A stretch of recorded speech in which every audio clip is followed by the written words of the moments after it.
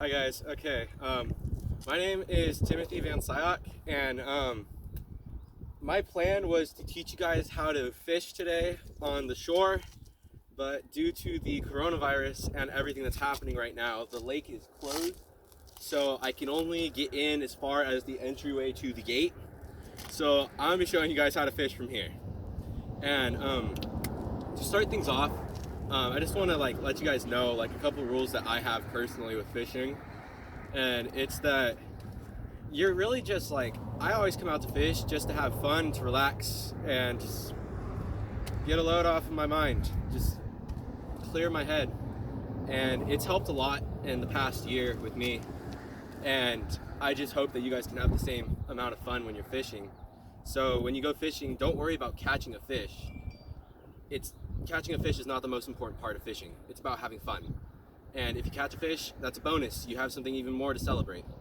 And if you're going to fish just to catch a fish, it's called catching. It's not called fishing. And so let's get into things. So if you come over here, I've set up some lures for you. And so to start off, some of the lures that you're going to use when you're fishing. So for bass and fish like bass, it looks like a frog if you can't tell, and it sits on the top of the water and it floats, and you scoot across the water on the top of the water for the fish to come and think that it's eating a frog. And for other things that are kind of high sitting in the water, there are baits like these, which are called spinner baits, which when you cast and reel it in, it sits kind of like this in the water, and these little leaves right here will turn and flash. They give you like a little shining to catch the fish's attention. And then you have baits that are really similar, and these two are crankbaits, and the only difference in between these two are these little plastic lips right here on this guy. And so this is called a crankbait because this lip is what takes the bait down into the water, and judging by how big the lip is and what shape it is, this one has a depth of 3 to 5 feet in the water. So when you're reeling it in, the water will hit this lip and send it down, but because it's full of air, it'll only go down a certain distance, and it'll stay there and it'll shake because of this lip. And then another form of a crankbait is what you call a lipless crankbait, and that's what this is right here. This is a rattle trap, and as you can tell, it's called a rattle trap because it has a bunch of ball bearings in it. And that's what helps this thing sink, because this is an ounce of weight, which is a lot for fishing. And what happens is all the ball bearings in here will go from one side to the other, and it'll start rattling, and that'll attract fish to you. And this has a depth of however slow you're reeling, it'll sink faster. And then there are many forms of baits that you can use that are plastics. And so this plastic right here is called a paddle tail plastic because of the paddle tail. And so what happens is when you're reeling this in, the paddle will hit the water and make it kick back and forth. And so you have to have all the weight for it is on this hook right here.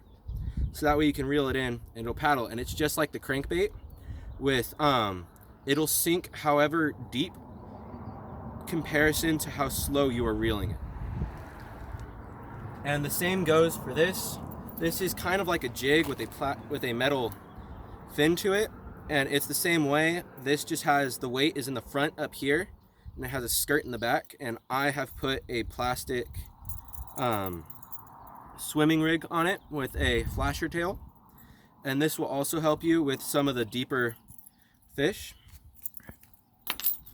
And then last but not least, this is the one that I highly recommend for anywhere you fish. This is called a Kastmaster, and it's known as a spoon lure because it's just a flat piece of metal with a hook on it.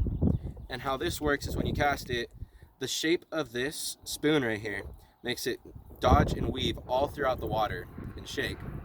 And it's also highly reflective, so it'll shine light wherever in the water it can. And so any day but a super cloudy day, this would be ideal to throw no matter what. This is my go-to lure whenever I'm fishing for trout up in lakes and rivers. So now that we know some of the lures and how to use some of the lures, you gotta know how to tie them on, because lures don't really come tied on. And since it's very hard to see fishing line, I'm gonna teach you guys how to tie a knot on this rope. And this is the knot that comes standard with any Rapala lure brand. And so what you first want to do is you want to get your rope and you want to tie a little loop in it. For me, I'm going to do quite a bit of length because it's rope. But for you, you can do 6 inches, 3 inches, depends on how long you want your loop to be off from the hook. So you're going to loop it through just like that. And you're going to do 4 to 5 wraps with your excess along your main line. Then you're going to go back through the loop that you made originally. This might be really hard to see. You can also look this up. And then you're going to pull through. And now you have your loop. And now you should have threaded it through the hook if I didn't mention that already. And you can make bigger loops so that way you can try to do a little slip knot into it or whatever.